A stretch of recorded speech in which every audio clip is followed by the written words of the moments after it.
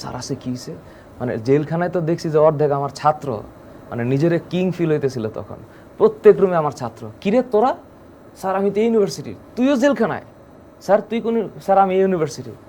তুই কি করতেছিলি? স্যার আমি ক্রিকেট খেলতেছিলাম, আমার উঠে নিয়েছে। তোর চাইতে তো তাহলে আমার চাইতে তো তোর কপাল আরো খারাপ, তুই কিছু করিস নাই? স্যার বিশ্বাস করেন কসম আমি আন্দোলনেও যাইনি, জীবনে স্ট্যাটাসও দেয়নি স্যার। তাহলে তুই? স্যার আমি যাই না। তোর আমুর কি অবস্থা? স্যার আম্মু ভালো আছে। কয়দিন ধরে জেল কাটতেছি? স্যার আজকে 21 দিন হলো। 21 দিন? আমি তো মাত্র 5ম দিন ওর সাথে কথা। তুই 21 দিন ধরে জেল কাটতেছিস? স্যার আমাকে নিয়ে এসেছে। কোন এলাকার থেকে? বললো একটা এলাকা। তোর বাবা মার কি অবস্থা? আমি তো সাধারণত তুই করে কথা বলি। স্যার আম্মুর সাথে কথা হয়েছে। কবে? স্যার এতদিন পরে। কেমনে এমনে?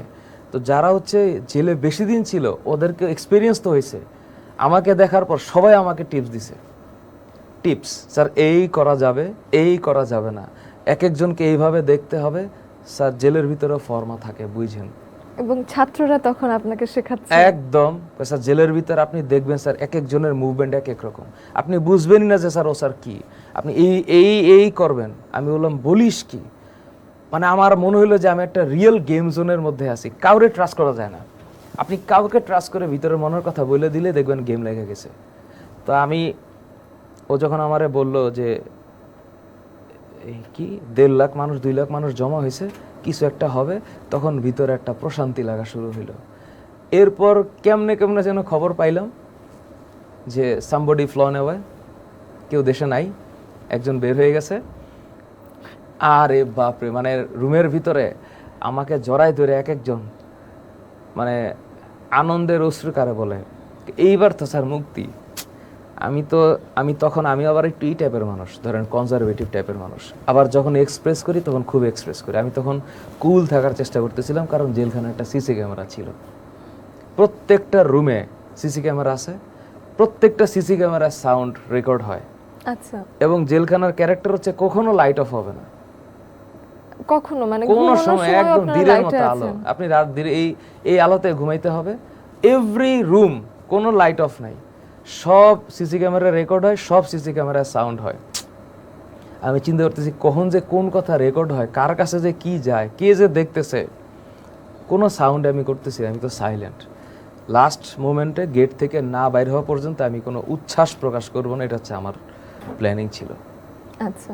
ওরা সবাই, কারণ ওরা তো আনন্দ করতেছে, ওরা তো জানে না যে ছাড়া পাবে।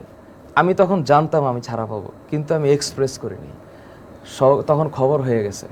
তখন আমরা জেলখানার দরজা দিয়ে, জানলা দিয়ে, ওই দূরে জেলখানার যে গেট, সেখানে দেখলাম মোটামুটি 50,000 মানুষের এই হয়ে আছে, মানে জমায়েত হয়ে আছে।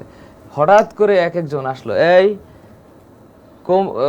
কবির পিতা সগীর, সাপোজ, হ্যাঁ, আলামিন পিতা মোজাম্মেল, এভাবে ডাকে জেলখানায়।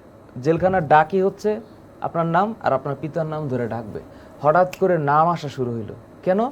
এই আপনাদের জামিন হয়েছে। ও মাই গড, জামিন হয় আবার? আমাদের রুম থেকে প্রথম 2টা বাইরে এলো, জামিন হয়েছে, তার মানে সবার জামিন হবে। এমন কোনো এক সময় কারারক্ষীদের কেউ একজন ভিতরে আইসা একটা আওয়াজ দিয়ে গেল, ভাই আপনাদের সবার জামিন হবে। এই তখন ফিলিংস হয়েছে যে না, মানে লাস্টলি বেরোচ্ছি। তো যখন বেরোবো, কয় তারিখ? 6 তারিখ মনে হয়, 5 তারিখ রাত 7:30টায় আমাদের গেট খুললো। সবার একটা কেস কার্ড থাকে, কেস কার্ড। আচ্ছা। এটা হচ্ছে আপনার আইডেন্টিটি।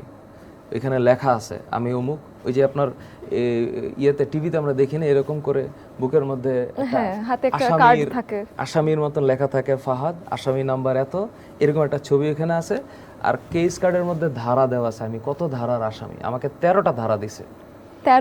13টা ধারা। আমি পুলিশ মারছি, আমি বিস্ফোরক বানাইছি, আমি মেট্রো রেল ভাঙছি, আমি সব, মানে যত ধারা আছে, যত প্রকার